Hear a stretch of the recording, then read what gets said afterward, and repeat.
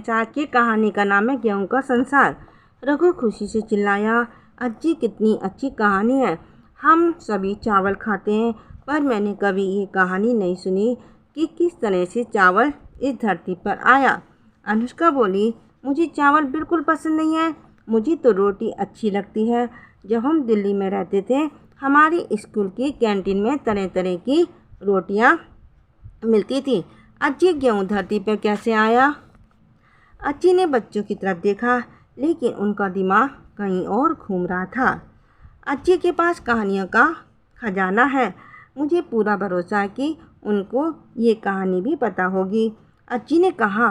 उनके चेहरे पर मंद मंद मुस्कान तैर रही थी। हाँ, मुझे बिल्कुल पता है कमलू, अज्जी को भी ये वह कहानी पता है। कमलू, तुम इन्हें वे कहानी क्यों नहीं सुनाती? शायद मैं तुम सबको वे कहानी कल सुनाऊं। अभी तुम सब थक गए होंगे, कमलू अज्जी ने कहा। नहीं कमलू अज्जी, हम कहानियाँ सुनने के लिए कभी नहीं थकते। आप हमें कहानी सुनाए ना, मीनू ने जोर देते हुए कहा। और इस तरह कमलू अज्जी ने कहानी शुरू की। अरुण एक युवा, साहसी और निडर लड़का था। उसे रोमांस बहुत पसंद था, इसलिए उसने अपने गांव से बाहर जाने के बारे में सोचा। उसने अपना तीर कमान उठाया और इधर उधर भटकने लगा। वे दुनिया देखना चाहता था। कुछ 100 किलोमीटर भटकने के बाद वे एक बहुत ही सुंदर झील, जिसके पास एक पुल भी था, के पास पहुंच गया। जैसे वे उस पुल के और पास पहुंचा, उसने देखा कि एक बहुत बड़े से सांप ने उस पूरे पुल पर अपना कब्जा जमा रखा है। उस समय उसके पास 2 विकल्प थे, या तो वे वापस लौट जा सकता था, या फिर सांप की परवाह किए बिना पुल को पार कर ले। अगर वे दूसरे विकल्प का चुनाव करता, तो उसे सांप के ऊपर से पूरी सावधानी रखते हुए तब तक आगे बढ़ना होगा जब तक भी दूसरे छोर तक नहीं पहुंच सकता। क्योंकि अरुण वापस नहीं जाना चाहता था, वे सांप के शरीर पर चलकर आगे बढ़ने लगा। कुछ कदम आगे बढ़ने के बाद उसे एक आवाज़ सुनाई दी, जो कह रही थी, सुनो सुनो, अभी यहीं रुक जाओ। अरुण ने पलट कर देखा और उसे देखकर बहुत आश्चर्य हुआ कि सांप वहाँ से गायब हो चुका था और उस जगह पर एक बूढ़ा व्यक्ति खड़ा था। अरुण कुछ डर गया। उसने उस बूढ़े इंसान से पूछा, क्या आप मुझे बुला रहे हैं? हाँ, वे सांप कहाँ है? एक पल पहले तक यहीं पर था, अरुण ने पूछा। मैं ही वे सांप हूँ। वास्तव में मैं सांपों का राजा हूँ। मेरा इस झील के नीचे बहुत ही सुंदर महल है। फिर आप यहाँ क्यों सो रहे हैं? उसने अपनी एक समस्या का समाधान तलाशने के लिए। तुम्हें पता है, पर्वत के दूसरी ओर एक बहुत ही क्रूर और शक्तिशाली चील रहती है।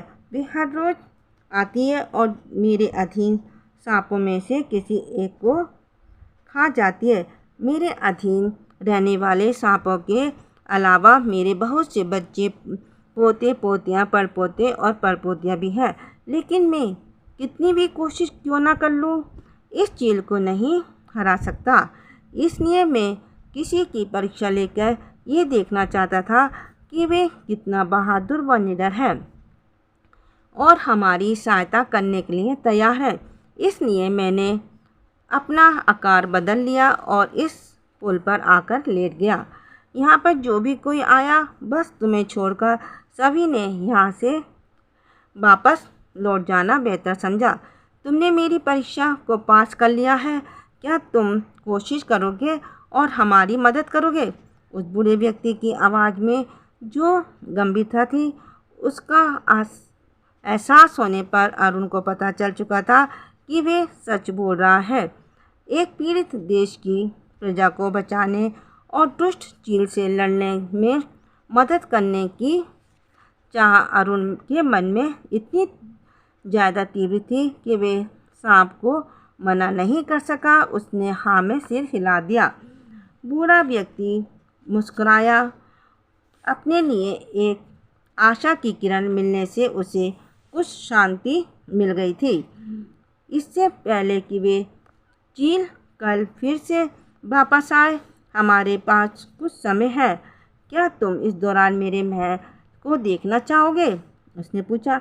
अरुण तैयार हो गया और उन दोनों ने पानी के अंदर छलांग लगा दी।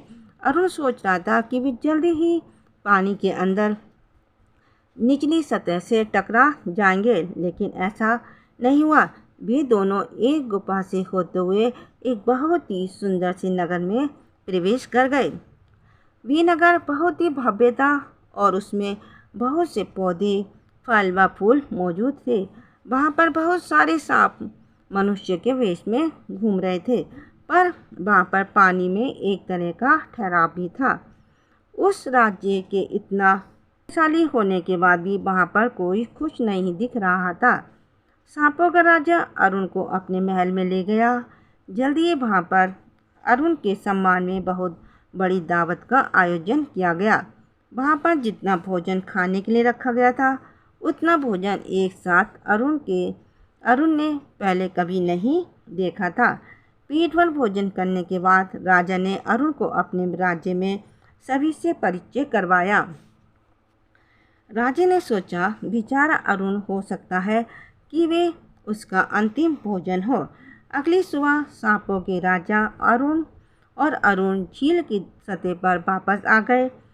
अभी उनको वहाँ पर आए ज़्यादा समय नहीं हुआ था कि उसने एक भयंकर चीख सुनी।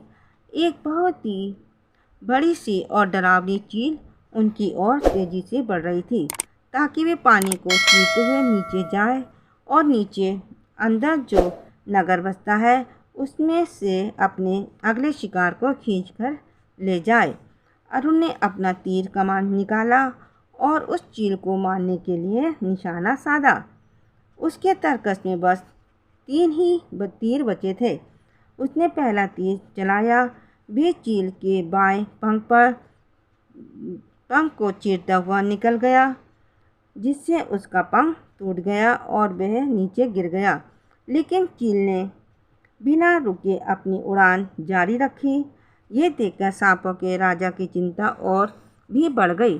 शायद ये लड़का भी चील को मारने में सफल नहीं हो पाएगा, उसने मन ही मन सोचा।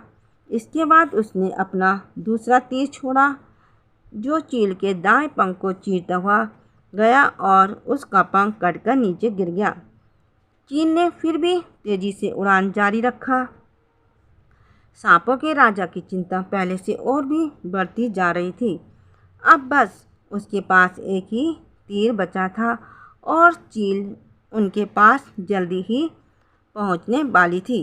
इस बार अरुण ने नीचे झील के पानी में चील के प्रतिबिंब को देखा। उसने देखा कि चील की गर्दन पर एक घाव था। अरुण ने निशाना लगाया, ईश्वर की प्रार्थना की और तीर को सीधा चील के घाव पर निशाना साधते हुए छोड़ दिया। तीर अपने निशाने पर लगा और चील नीचे पानी में जा गिरी। अनिता क्रूर चील की ये लीला समाप्त हो चुकी थी। सांपों का राजा खुशी से झूम उठा।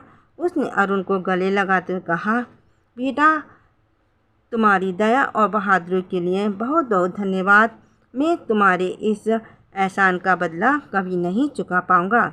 ना तो मेरा राज्य और ना ही मेरे लोग तुम्हें कभी भूल पाएंगे। सांपों के राजा के नगर में सभी ने अपनी अपनी जीत का जश्न पूरे उत्साह के साथ मनाया। राजा ने अरुण को अपने साथ ले जाकर अपने सारे राज्य की सैर करवाई। वहाँ पर अरुण ने ध्यान दिया कि हर घर में लोग कुछ पका रहे थे, कुछ ऐसा जिसे अरुण ने पहले कभी नहीं देखा था। उसका रंग क्रीम और मटमैला था। सांपों ने अरुण से कहा कि वे कुछ दिनों के लिए उनके नगर में ही रुक जाए, लेकिन अरुण जाना चाहता था और संसार की और भी जगहों को देखना चाहता था। वहाँ रुकने के अपने आखिरी दिन जब वे भोजन कर रहा था, तो उसने ध्यान दिया कि जिस चीज़ को वे वहाँ पर घरों में पकता हुआ देख रहा था, उसी से अलग अलग व्यंजन तैयार कर उसके खाने के लिए परोसे गए हैं। ये क्या है? उसने पूछा। ये गेहूँ है और ये घास से पैदा होता है। हम इस तरह से जो अनाज प्राप्त होता है उसे हम बस रोज़ त्योहारों के दौरान या किसी खास अवसर पर जैसे कि आज पर खाते हैं। हम तुम्हारे खाने के लिए ये अनाज परोस कर तुम्हें सम्मान दे रहे हैं। राजा ने अरुण को समझाते हुए कहा। उसी समय रानी भी वहाँ पर आ गई और उनके साथ बैठ गई। रानी बोली, हम गेहूँ से बहुत से व्यंजन बनाते हैं। ये एक जीवनदायी भोजन है और इसे खाना व पचाना बहुत आसान है। साथ ही इसमें हमें ढेर सारी ऊर्जा भी मिलती है। अरुण ने जब उसे खाया तो भी उसे वहाँ पर परोसी गई सभी चीज़ों से बहुत स्वादिष्ट लगा। वे जब वहाँ से निकलने लगा तो रानी उसके पास आई और उसे थैला भरकर सोना, हीरा, माणिक और मोती दिए। राजा ने कहा, ये हमारी तरफ से तुम्हारे लिए उपहार है। हालांकि अरुण ने नम्रता के साथ इस उपहार को लेने से मना कर दिया। वे बोला, मुझे इन बेशकीमती चीज़ों की ज़रूरत नहीं है। यदि आप सचमुच मुझे कुछ देना चाहते हैं तो मुझे मुट्ठी भर गेहूँ का अनाज दे दें, जिससे मैं उसे बोकर उसकी खेती कर सकूं और अपने साथियों को भी उसका स्वाद चखा सकूं। राजा और रानी ने एक दूसरे की ओर देखा। उन्होंने आज तक कभी किसी मनुष्य के साथ इस अनाज के बारे में किसी तरह की जानकारी को साझा नहीं किया था। सांपों के राजा ने कहा, हमारी सभ्यता की सबसे बड़ी अभिव्यक्ति किसी का आभार व्यक्त करना है। हम तुम्हें कुछ गेहूं के दाने ज़रूर देंगे और तुम्हें ये भी बताएंगे कि इसे कैसे उगाना है। अब समय आ गया कि तुम लोग भी इसका आनंद उठाओ। जब कभी भी तुम गेहूं खाओगे तो याद रखना कि हम लोगों ने इसे उगाने के रहस्य को तुम्हारे साथ साझा किया है और ये भी कि तुमने हमारे मुश्किल समय में हमारी मदद की थी। राजा ने एक थैला भर गेहूं अरुण को दे दिया। अरुण ने जल्दी ही उस नगर को छोड़ दिया और गेहूं के रहस्य को अपने साथ लेकर धरती पर वापस आ गया। प्लीज़ मेरी कहानी को लाइक कीजिए, शेयर कीजिए, सब्सक्राइब कीजिए, कमेंट कीजिए। Thank you.